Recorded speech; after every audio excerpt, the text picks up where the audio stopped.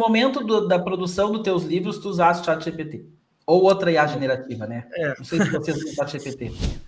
Pois até na verdade vale dizer assim que eu estou me sentindo assim muito lisonjeado, na verdade, por saber que a minha comunicação de alguma forma tocou as pessoas para que elas passassem a usar. Tu e a Ana Mello, que botou no chat aqui, que também fez isso aí. Sim, exatamente, viu o comentário dela. Na Mello a gente inclusive trocou figurinhas interessantes. É importante dizer isso também, né? Já tem uma literatura hoje que tá sendo produzida para dizer formas de usar as IAs generativas, né? Bom, mas falando da minha experiência, então, eu trabalho muito com a lógica da contraposição de ideias, né? E aí para mim, também sempre foi importante ter com quem conversar. Só que a escrita é um processo solitário, né? Quase sempre. Ainda que eu venha do roteiro e tivesse acostumado a escrever junto, na literatura foi um caminho mais só. E aí me vali muito disso. Mas, no meu caso, muito pela via da negação. Como eu explico até nas aulas, né, quando a gente fala do uso mais simplório da IA generativa mais conhecida, que é o ChatGPT, ela é um bom caminho para que nós possamos encontrar a opção mais óbvia, falando do ponto de vista narrativo e literário, né? Então, isso provavelmente é o que a gente quer fugir, muitas vezes. É claro que no âmbito da pesquisa, não. No âmbito da pesquisa, conseguir pensar aquilo que está consagrado nas vozes, né? Que é exatamente o que a IA faz, é o melhor caminho, muitas vezes. Então, qual é a estrada que um português pegaria nessa situação específica? Bom, ir para a IA pode ser a melhor coisa do mundo, justamente porque ela vai fazer um compilado de todas as vezes que alguém escreveu sobre o que faria naquele contexto. Então, ótimo, maravilha, né? Então, mas no meu caso foi muito assim, para ir verificando como os padrões da IA escreveriam a minha história, estruturariam a minha história e fazendo quebras, fugindo dos padrões. Esse foi o meu principal uso, principalmente no primeiro livro. Ótimo. Deixa eu dizer, pessoal, que estiver aí no chat, mandem perguntas também, tá? Se quiserem contar histórias de vocês em relação à IA, mandem também, que a gente coloca aqui na tela. E, Arthur, chegaste a usar para escrever o texto? Em algum momento, me sugere uma frase ou me mexe num parágrafo? Não, mas no brainstorm, sim. Por exemplo, uma coisa que eu gosto muito é quando um parágrafo está truncado e eu não sei para onde eu vou, e eu estou com dificuldade de ver caminhos e possibilidades, eu gosto de emular estilos de escrita que sejam diferentes do meu. E aí, isso sim, eu peço versões, isso é um uso que eu tenho que é relativamente frequente. Pedir, reescreve esse parágrafo como se fosse Machado de Assis. Assim, importante dizer, né? Spoiler, para quem nunca teve lá no uso da IA generativa. Não será um texto exatamente como Machado de Assis faria, mas para mim, é importante para visualizar outros modelos, outras possibilidades. E aí, na prática, o que tu faz com isso? Tu mantém a tua versão, tu adapta a tua versão de acordo com o novo? Aí eu reconstruo a partir de insights. E aí o que acontece, né? Quando eu vejo que tem um parágrafo que pode terminar com uma figura de linguagem e eu não tinha visualizado essa opção, por algum motivo que seja, é basicamente isso. Eu gosto de recrutar esses caminhos dos autores e perceber, poxa, aqui tem uma figura de linguagem possível, mas daí eu faço a minha. Eu sou, na verdade, a respeito da escrita final do que vai para o livro, o meu uso é um total de zero. Não tem nenhuma linha que tenha sido entregue por um output de uma IA generativa. Nenhuma. Mas, diga, desculpa. Não, vai, mas... Não, é isso. E eu ia dizer que, quanto a isso, eu sou bem... Assim, não há chance de fazer diferente para mim. Eu hoje não me imagino colocando na obra uma versão final de uma frase entregue para uma IA. Não faria isso. Muito bem. É por isso que a gente focou essa live em ficção e a gente pode fazer outra live. Eu já fiz um vídeo aí no YouTube sobre não ficção. Na não ficção eu uso, às vezes, Arthur, uma frase ou duas ali, que são frases que talvez antigamente a pessoa fosse lá no Wikipedia, fizesse um copia-cola, mudando uma palavra ou outra, porque são frases mais objetivas, né? O castelo X foi construído no ano X e tem X metros quadrados. Isso é uma frase objetiva, então, nesse caso, ok. Ou bem, mesmo o processo em termos de escrita com a IA ou é diferente? É diferente. Eu sou menos inflexível, eu acho que a vida já me impôs desafios muito mais complexos e eu não tenho essa ambição de ser o cara que 100% cria. Não, eu uso muito uma ferramenta que ajuda, e que no fundo é uma IA, só que o nome é outro, que ela você coloca certas frases que você está incomodado, certos parágrafos que você está incomodado, e você pede para parafrasear. E ele gera 3, 5, 10, 20. Normalmente, você usa o misto disso tudo, a mistura delas todas, quando você não resolve reescrever você mesmo. Mas eu não tenho nenhuma dificuldade para aceitar, por exemplo, uma sugestão da IA, se eu achar que ela ficou mais bonita do que a que eu fiz. Muito bem. Deixa eu colocar alguns comentários, depois eu quero puxar um assunto com o Oben ali, que vocês vão ficar surpresos. A Vilma, todos sabemos que a IA erra. Como driblar esses equívocos? Dá uma dica, Arthur, depois eu dou outra. Vai lá. Tá, duas coisas. Primeiro, a IA tem limite, ela não é um oráculo, então, assim, vai ter o que não vai dar para driblar, tá? Já vamos aceitar essa derrota. Mas o segundo ponto é que, para dirimir ou para mitigar o volume de erros, é um bom prompt. E aí tem toda uma área do conhecimento que vai se encaminhando para ser chamada aí de engenharia de prompt. Vale a pena estudar sobre ela. Mas aí, sendo bem prático, e agora uma resposta bem mais específica, pergunta para a IA como tu melhor te comunica com ela. Explica o que tu quer dela e diz como é que eu escrevo o melhor prompt a esse respeito. Costuma funcionar. Tá, o Arthur foi pelo caminho mais difícil, Vilma, na minha opinião. Na minha opinião, a resposta aqui é a mesma resposta que a gente deveria ter aprendido no colégio para pesquisar na Barça, para pesquisar em qualquer lugar, para conversar com a pessoa mais importante do mundo. A gente precisa checar a informação. Então, sim, no jornalismo, a gente aprende a ouvir 3 fontes. Talvez não precise pesquisar em 13 IAs ou na IA, no Google e num livro. Talvez dependendo do assunto, né? Mas talvez fazendo uma pesquisa, por exemplo, como o Oben colocou dos caminhos ali. Pesquisa sobre o caminho e depois checa essa informação no Google Maps, checa essa informação no Google. Eu mesmo, se o Oben fez algum tipo de trajeto em Portugal, ele sabe o que pode ser verdade, pode não ser verdade. Então, acho que eu assisti a um filme nesse final de semana chamado Pequenas Cartas Obscenas, que foi baseado numa história real. E eu pesquisei isso no Google e descobri que foi baseado numa história real na Inglaterra do começo do século. E na IA, mas eu não encontrava muita informação, e aí na IA dizia que era na França dos anos 70. Era claramente algum tipo de engano, de erro ali que a IA estava cometendo. Então tem que checar a informação, viu? Mas acho que essa dica do jornalismo, ela vale. Diga. Posso completar só com uma dica bem assim direta de como fazer isso? Sim. Gente, quando forem pesquisar com IA, eu inclusive nem usava essa terminologia no passado, mas agora eu digo que dá para pesquisar com IA mesmo. Por quê?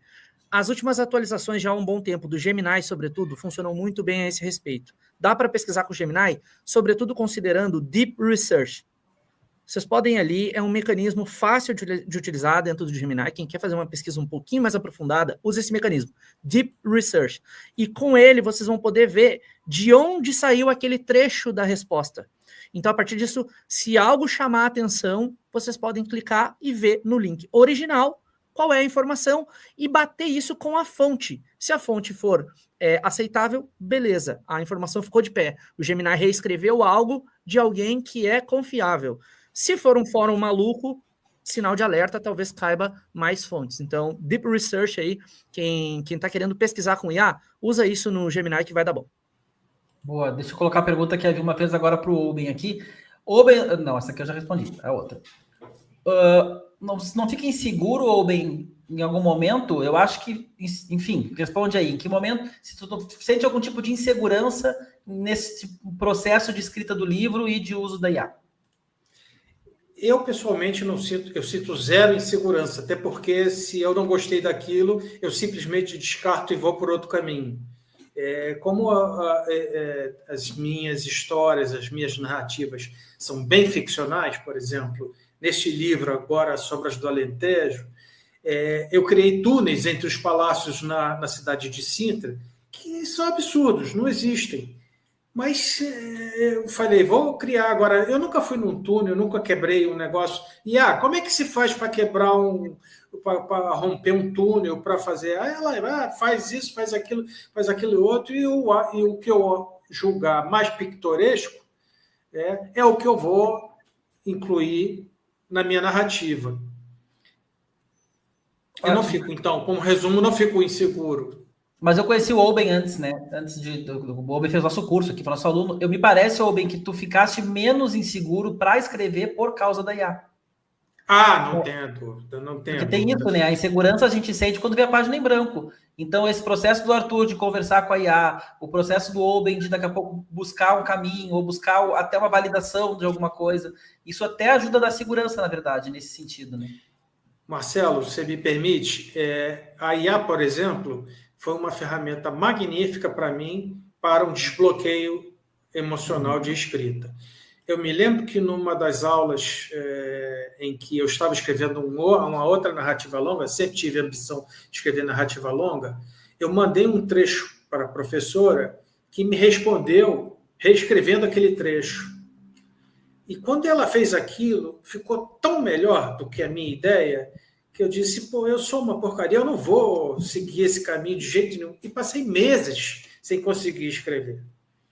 Até que comecei a conversar com a IA, que ela não vai fazer julgamento a meu respeito, e a coisa foi fluindo. E eu fui fazendo, voltando, e aí engatei. Não seria possível sem os fundamentos dos 13, 14 meses, não lembro mais quanto tempo durou o curso. Sem isso, eu não seria capaz nem de usar a IA como uso hoje. É verdade, a gente tem que saber fazer perguntas também, né? Não adianta só ter a fonte e não saber fazer as perguntas. O Ricardo comentando que resta sempre o copia e cola. Ricardo, sim, mas sempre existiu, né? Quantas vezes a pessoa foi fazer um mestrado, pegou lá um livro e copiou ipsis literis o que estava escrito na enciclopédia, não citando a enciclopédia. Então, honestidade intelectual a gente tem a ver com ética, tem a ver com mais com a formação que a gente tem que dar para as pessoas, né? Mas sabe, né, Marcelo? Mas acho que o módulo nasce, não sei se vale recuperar isso, mas eu acho que é legal dizer para as pessoas também. O módulo nasce muito dessa nossa inquietação quando a gente discute que a IA talvez potencializasse ou possibilitasse um copia e cola ainda mais preguiçoso, vamos dizer assim. Então era necessário educar as pessoas a respeito da IA. Eu acho que nasce muito daí, né? O módulo lá atrás. Eu vou explicar para eles, Arthur, que quem está em módulo, né? Até a Camila aqui, ó, que fez o curso em 2018, Camila Rossi de Porto Alegre, no presencial ainda. A gente sempre, no Formação de Escritores, tenta trazer módulos de temas que são candentes. Então, literatura de entretenimento, agora o tema da IA. Faz 2 anos já, né, Arthur, que o módulo foi oferecido, quando surgiu a questão da IA. E então o Arthur agora já tem semestres que ele dá esse módulo no curso, porque a gente tenta ter esse dinamismo. Aliás, Camila e os ex-alunos que estão nos ouvindo, a gente está sempre mandando ali no grupo de ex-alunos para vocês o convite para módulos que são diferentes, tá? Então vocês recebem essa oportunidade. E eu acho que sim, Arthur, a gente está aprendendo juntos, né? Eu sempre digo, o Arthur, eu acho que tem muita certeza sobre IA, ele tem muita coisa que ele diz assim, vai acontecer tal coisa, para bom ou para mal, eu acho que a gente está aprendendo juntos, como geração mesmo. Por exemplo, Arthur e Oben, eu tenho muitas dúvidas de como esse uso que a gente está falando aqui, que a gente consegue fazer, de checar fontes, de não acreditar em tudo que está escrito, de não usar a frase ipsis literis. Como que uma pessoa que tem hoje 14, 15 anos e começou a escrever usando a IA, qual vai ser o grau de discernimento dela? Se vai ser pior ou melhor? Eu não sei a resposta. Pode ser que ela não saiba ter senso crítico diante da IA e que ela fique achando que tudo que ela escreve é muito ruim, logo eu vou usar o que a IA escreve. E pode ser que não, que ao contrário, seja tão natural para ela usar a IA, que ela vai ter uma simbiose ali com a IA muito melhor. A gente não sabe, vai ter que esperar uma geração rodar para a gente saber. Sim. Mas acho que aí, pegando um pouco de tudo isso que a gente está dizendo, eu acho que o grande pulo do gato, gente, é o seguinte, é conseguir perceber a IA, primeiro, minimamente a respeito de como ela funciona. Então, lembrar que a gente não está falando com um oráculo, que a gente está brincando com um jogo de probabilidades. Né? E é isso. É basicamente a probabilidade de uma sílaba se seguir da outra e de uma palavra se seguir da outra. Pronto. Né? E aquilo, então, capturando tudo que está por aí. Não é por acaso, então, que alguém comentou aqui antes, né? A IA não faz citação, ela faz paráfrase. Sim, porque a IA não faz uma leitura humana do nosso pedido. Não, ela faz uma leitura probabilística. Então, tendo isso em mente, a gente parte para o grande problema para mim, que é a pergunta de $1 milhão, que é o seguinte: a gente vai conseguir educar as pessoas para que elas se utilizem dessa ferramenta como um apoio para sofrer o que tem que sofrer na curva de aprendizagem, mas acelerar processos que a gente pode abrir mão?